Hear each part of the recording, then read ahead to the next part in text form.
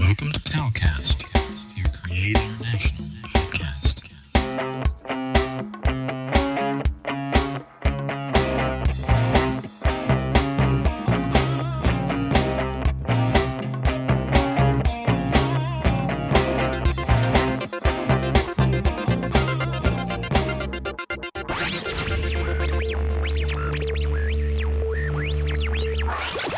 God Network News, where we give you a new perspective on events happening in our world today. This is GNN.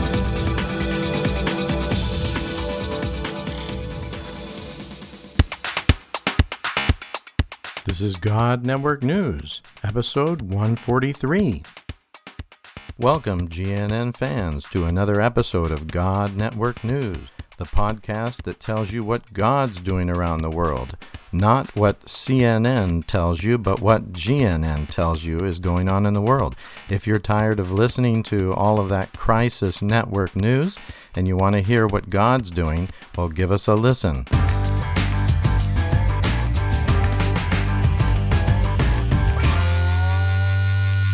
The beginning of this year, we were celebrating New Year's 2020 at our home in Thailand. And my wife prepared a wonderful gathering of our friends, close colleagues, and we had a precious friend of ours, Todd Johnson, who is one of the foremost missions strategists, foremost mission researchers, and foremost mission publishers of reference books that are used by mission agencies and mission workers and mission trainers around the world. Todd Johnson is an incredible man. Todd started his mission research career many years ago with a man named David Barrett, who was a well-known mission researcher and publisher all over the world by mission agencies around the world, highly respected. Todd was mentored by David for many years and took over his ministry when David passed away.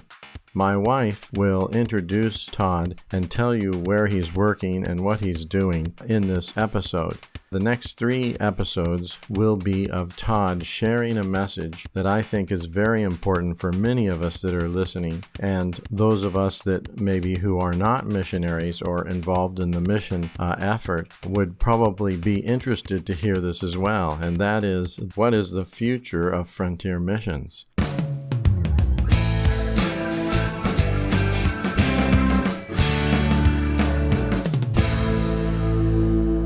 Happy New Year, everyone. Happy 2020. And we're so excited to have our co-workers here and our colleagues. And we've been meeting for the last couple hours, sharing our hopes and dreams for the year.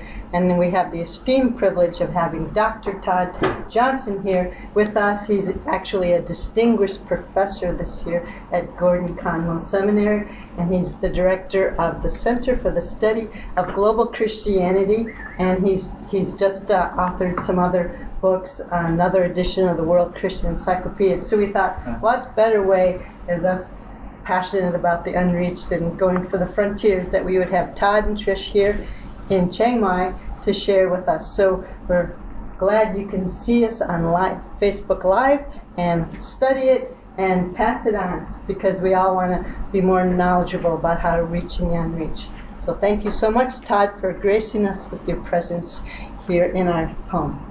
So I'm just going to give a brief overview of some very recent findings that relate to the subject of frontier missions. It's special to be here with you today because 2020 is going to be a year of many presentations for me on the World Christian Encyclopedia, which we just finished. I should say I just received a copy 2.5 weeks ago.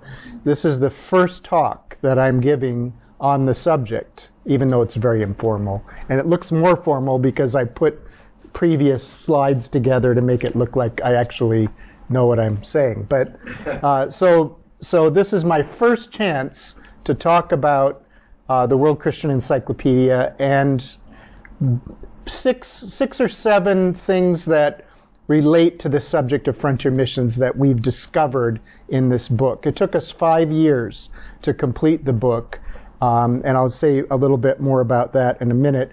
And the purpose of this is to get some discussion going. So I'm just going to give you some things to think about, okay? And I want to make to call out two men who had a big influence on my life, both directly related to this. One is the author of the first edition of the World Christian Encyclopedia, which he wrote in Nairobi, Kenya. Our research center, the one that I'm co-directing now in Boston, has been in operation 55 years continuously. So we're probably the longest continuous research center on the subject of Christianity and mission in the world. So we want to keep, that's part of the legacy that I'm aware of. I want to keep going. Here's the first edition of the World Christian Encyclopedia from my predecessor, David Barrett, giving a copy to John Paul II. And I'm just in the process now. It looks pretty positive that in May I'll be going to Rome to give Pope Francis a copy of the third edition. We're going to try to recreate this photograph. There was a 2-page spread in Time magazine when Barrett completed this book because no one had ever put all the Christians in the world in a single book. There were Catholic books and Baptist books and Pentecostal books, but no Christian book. And that was his big achievement, and that's what we've carried on with in the intervening years. And you can see he passed away almost 10 years ago. And then Trisha's father, who you're very familiar with, that's actually him in Lausanne, Switzerland in 1974. And part of our discussion today is in the context of a 50-year anniversary of that meeting. Probably will be in Asia, actually. 2024, depending on where you are in 2024, there's probably going to be a 50th anniversary of Lausanne here in Asia. And he's basically, those little numbers on there are the kind of the genesis of the frontier missions movement, just that little thing he has in front of him there. So that is part of the legacy as well. So counting Christians all over the world, but also looking to where Christianity is not. Those things are actually related. We also, when I was here 10 years ago, Tricia and I lived here for a year in the Jet Yacht neighborhood near Create. We had just finished this book, which is the Atlas of Global Christianity, and I did many talks about that book in that year, including my very first talk on it was here at the Pukom at the CNET conference, the Buddhist Studies conference. You're listening to God Network News Podcast with your host, Cal Curtis. Look up our website at godnetworknews.com. So, and in fact, the very first person to buy a copy of it, because I had copies before anybody in the United States, because of shipping and everything, was bought by a Christian from Bhutan. And I thought that's kind of symbolic, that they would be interested in what's happening in global Christianity. So it was really neat. This book was more successful than we expected, and so we're now in the process of doing a 10-volume series. And the significance of this series is that every article in each of these books is written by people in those places, not by us.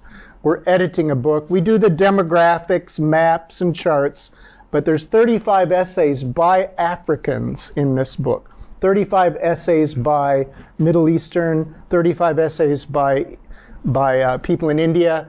I'll be back in this area in October because we're launching the 4th volume, which is East and Southeast Asia, probably in the Philippines is where I'll be, and that's 35 essays by Southeast Asians and East Asians, not by people from the outside. You'll see this is going to be important in a minute. So we're going to do 10 of these volumes. Unfortunately, they're very expensive. It's a reference book for libraries. It's 150 pounds, British pounds, for each of those. So they make their way into reference libraries, but we recently signed a contract with Hendrickson Publisher, and these are now $20 each. And so if you go to christianbook.com, you can actually buy these, and they're much more affordable in order to get them out around the world. We're really excited about that. And then in addition, we've done our first ever really cheap thing, which is this pamphlet, which shows Christianity all around the world, world Christianity. I'm leaving this one with the conkies, but you can get these for a couple bucks and hand them out at church and that kind of a thing. It gives an overview, and they're about $2 each, US dollars. So this is something we've just produced as well. But it's this book that we're talking about briefly today. It's mainly a book about each country of the world, 234 countries. It's 1,000 pages. It weighs 5 pounds. It's really, I couldn't even bring one here because it's so heavy. And I only saw one right before I came. It does have a 32-page full-color overview in the beginning of Christianity, and that's what I'm going to draw from. And I'm leaving this with the conkies before I go too. It's just a printout from my office. But that's part of what we'll be doing. And I'm just going to give you a few insights from this.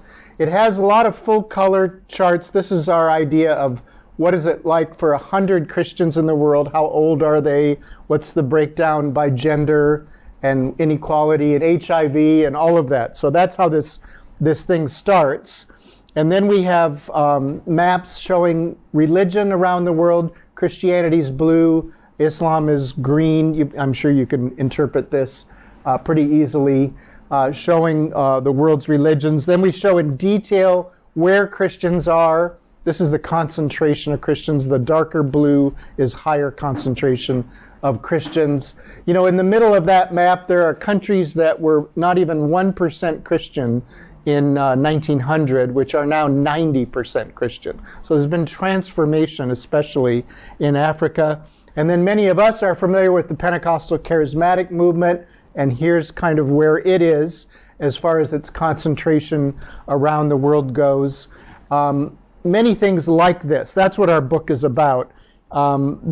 We also have, this is what most of the book looks like this, and that is a country like the Democratic Republic of Congo, which has a map and it has statistics, and then the religious makeup of the country, and then the history of Christianity. Christianity reached Congo, this is the DR Congo, in 1482. So that's when Christians first arrived there, and the story. And then worse yet, this is what a lot of our book looks like. This is a list of all the Christian denominations in the Congo, in the DR Congo. It's in French because that's the language with English translation over there. How many Christians, how many congregations, how many pastors, all of that. So this is our contribution, that. But that's not very exciting, you know, so I don't show these very long like that. Okay.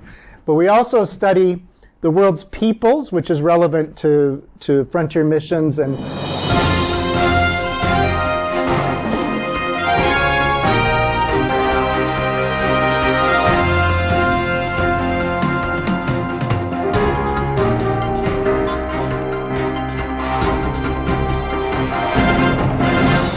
enjoyed this episode, please consider donating to help us continue to bring exciting stories fresh from the field. Visit our website at godnetworknews.com and select the PayPal link on the right side of the page, or consider becoming a Patreon partner to receive access to more valuable materials exclusive to our members.